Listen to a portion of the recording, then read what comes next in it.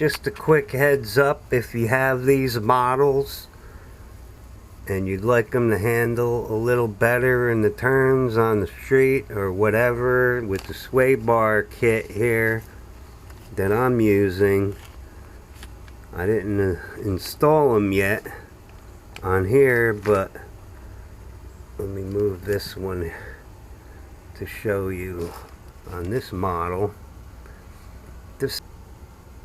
They fit, you can see on the front here, everything is included in the kit.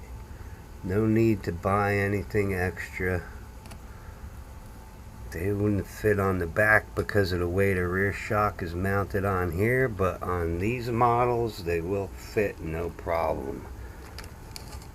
Bolt them on just takes a few minutes. I didn't do them yet because I'm gonna have to remove the bumpers and wheelie bars and stuff that I have mounted on here.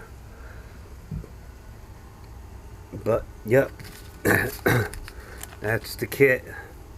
Everything's included. Bolt them on real quick.